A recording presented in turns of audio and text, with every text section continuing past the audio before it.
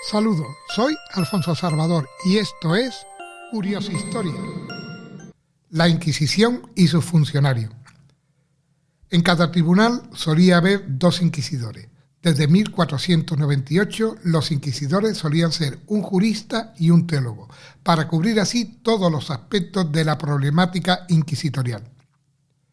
Trabajaban 6 horas diarias, los días laborables. La movilidad en el desempeño de sus cargos por parte de estos hombres fue notoria. El Tribunal de Valencia, por ejemplo, desde sus orígenes hasta 1609, tuvo un total de 62 inquisidores, lo que supone una media de unos 2 años por inquisidor.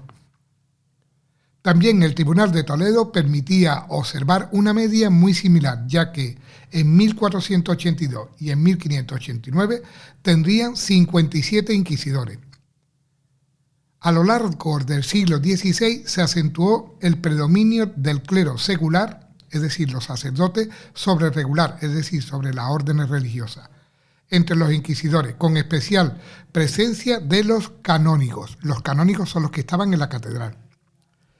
En cuanto al origen profesional, puede decirse que si inicialmente hubo mayor número de juristas que de teólogos, desde mediados del siglo XVI esta relación se invierte. La universidad fue el gran centro de reclutamiento de estos inquisidores. En Toledo, de los 57 citados, 41 eran licenciados y 14 doctores. El movimiento de los inquisidores de un tribunal a otro fue constante. El currículum eclesiástico más habitual era el siguiente.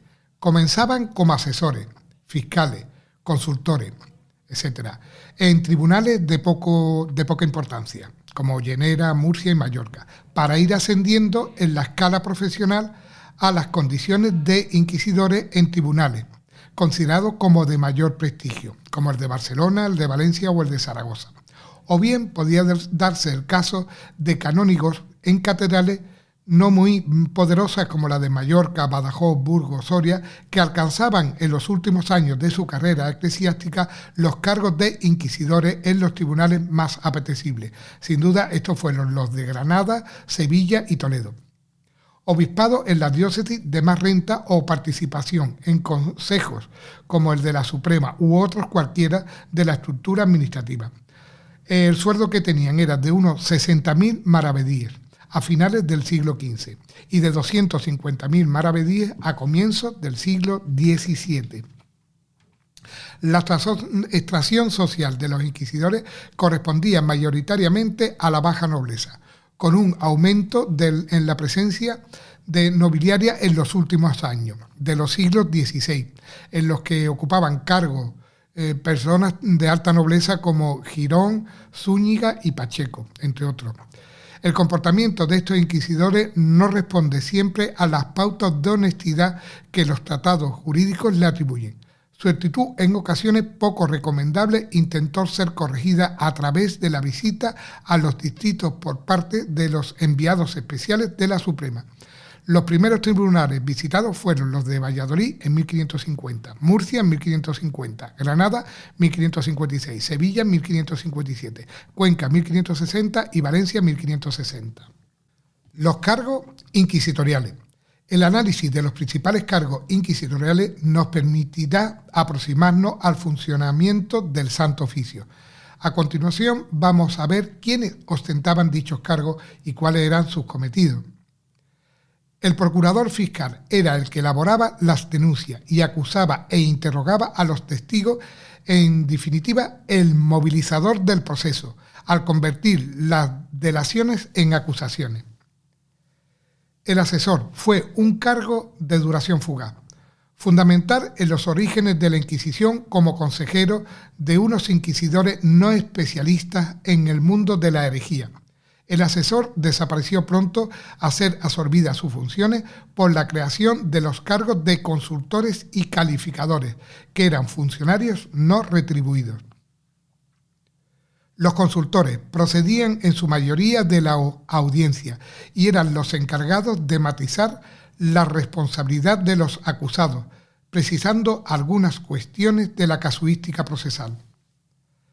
los calificadores, en la mayoría teólogos, y catedráticos universitarios de prestigio. Eran los encargados de emitir un veredicto respecto a la presunta peligrosidad de un texto o una determinada expresión verbal. A finales del siglo XVI y comienzos del XVII se denota una clara irrupción de los jesuitas entre los calificadores, sustituyendo a franciscanos y dominicos. Los secretarios eran normalmente tres: el notario de secuestro, encargado de registrar las propiedades embargadas hasta que se decidía su confiscación; el del secreto, que anotaba todas las declaraciones de los testigos y los procesados; y el escribano general, que venía a ser el secretario del tribunal, destinado a registrar en acta las sentencias, los edictos de gracia, autos de fe y demás burocracias procesales.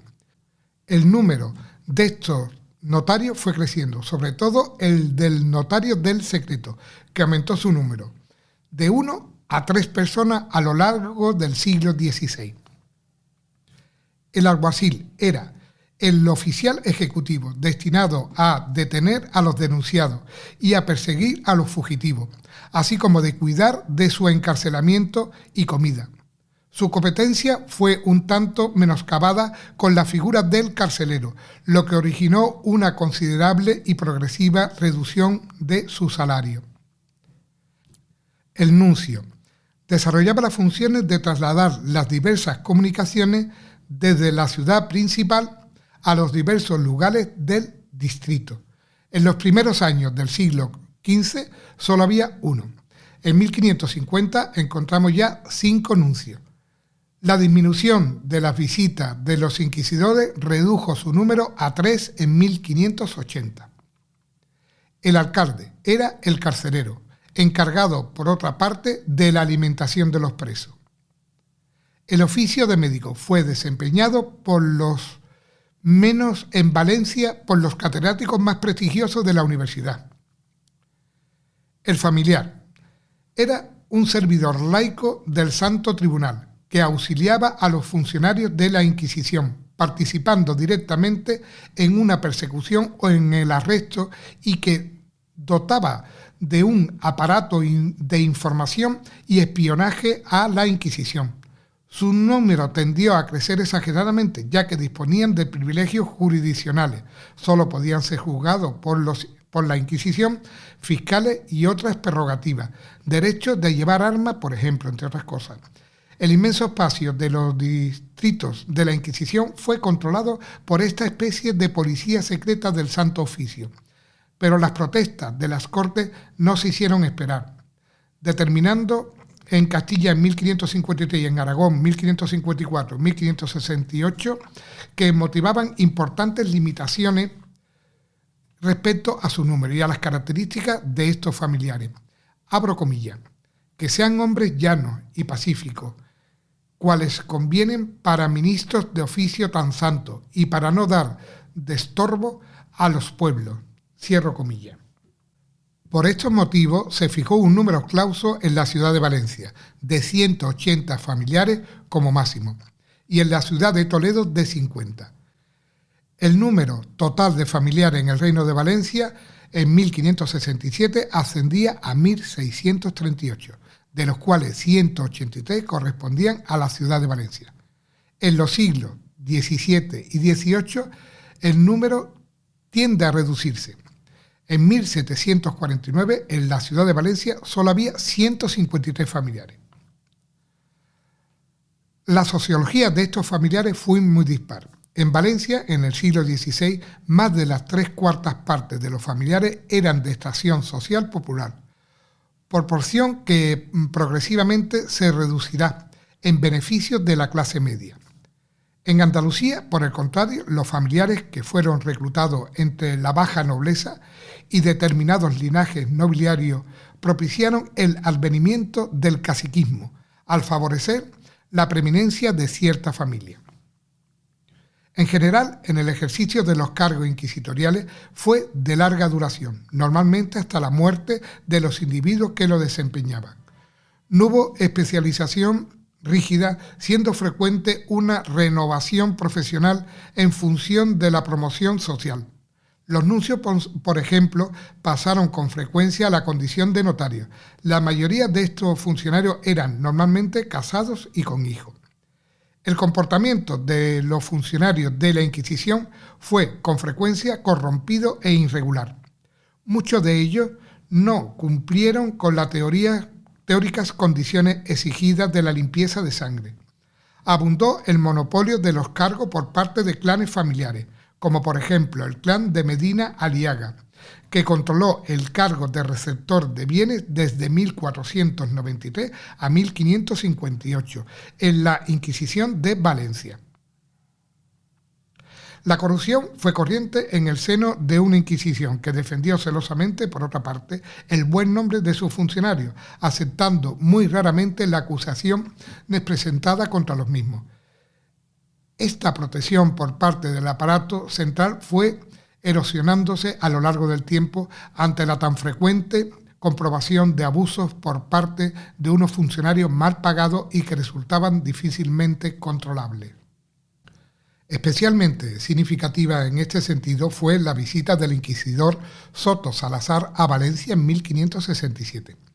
Abundaban las acusaciones sobre la vida privada de los funcionarios. El portero Miguel Serrano estaba amancebado públicamente con la mujer de Juan de Mur, portero de baile. El alguacil Hermosa tenía amores con la Coromina, una presa. También se le reprochaba el frecuente abandono de su cargo, dejando sustituto, así como su matrimonio con Conversa y su escasa limpieza de sangre. El notario del secreto en Valencia, a mediados del siglo XVI, Camacho, era morisco, y el juez de bienes confiscados, Bernardino Gutiérrez, era converso. Aquí vemos una serie de todos los que son los funcionarios que eran de la Inquisición. Algo muy interesante ver su vida. Evidentemente estaban protegidos, no querían que hubiera, como ha pasado también en la Iglesia Católica al proteger a los pederastas, que ahora mismo, pues gracias a Dios, ya no se protegen. Y yo lo veo muy bien porque en un sitio donde hay tantas personas, pues siempre tiene que haber un garbanzo negro. Y también lo había aquí en lo que era la Inquisición. Y lo ha habido y lo hay en cualquier institución, en los partidos políticos o en la ONG o donde tú vayas. Bueno, pues muchas gracias por escucharme y espero que este interesante tema sobre los funcionarios de la Santa Inquisición o del Santo Oficio os haya gustado. Un saludo virtual a todos.